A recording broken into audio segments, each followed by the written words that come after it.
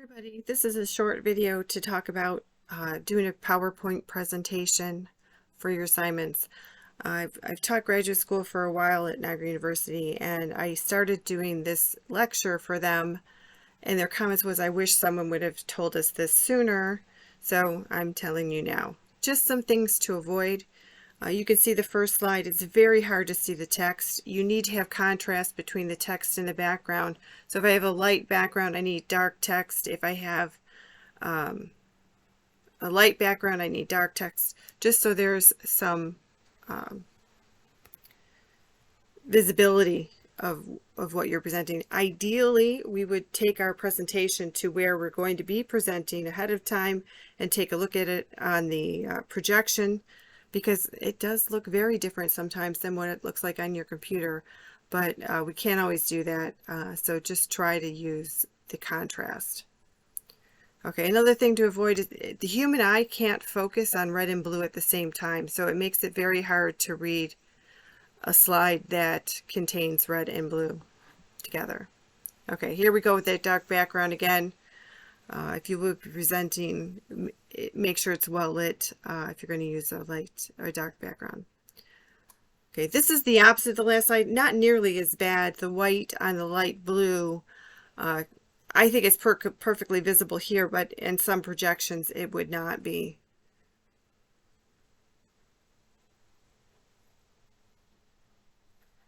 Okay, what's wrong with this slide? Well, it's just plain boring. Try to add, a picture or some color, something to make it more interesting to see so that we pay attention. Now, this background, students used it for the longest time, and it's, in my opinion, a terrible background. And I'm looking at it with a critical eye, so don't feel bad if you've used it. But in the upper right corner, I have a light background. In the lower right, did I say left? The upper left, I have a light background. The lower right, I have a dark background. So it's very hard to get contrast at one point or another. Someone's not going to be able to read the slide. Okay, the opposite is true here, the other end of the spectrum.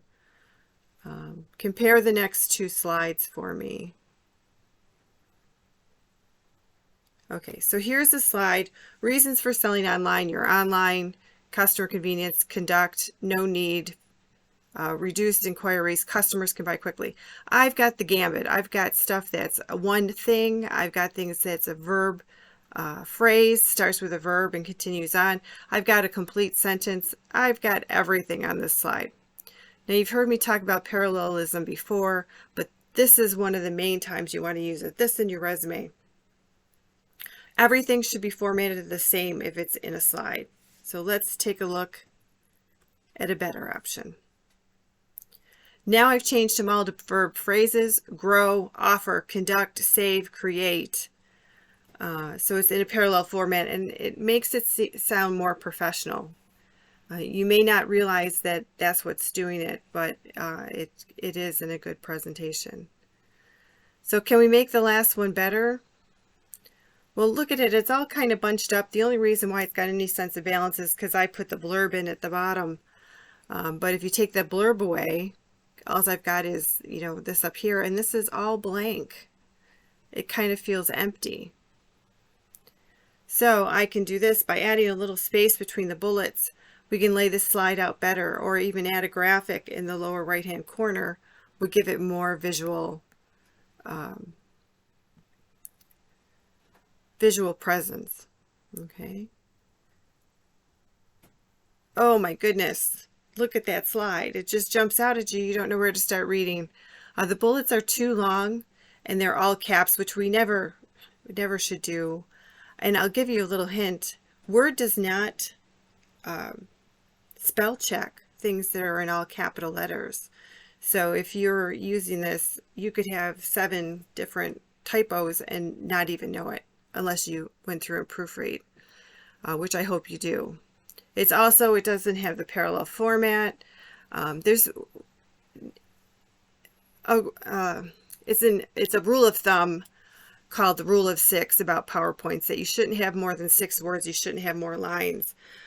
We tend to write entire sentences or sometimes even paragraphs in a PowerPoint, and we end up reading during the presentation. We want our audience to pay attention to us, not be reading the PowerPoint. So you want to keep it should be a small phrase, strive to have no more, and then I would explain what I mean by that in the presentation. Okay, and one other way to do it, we could do something a little more visually drawing us in here. Design tips for slide text, we could use boxes, and you know, this is the same information that was on the previous slide.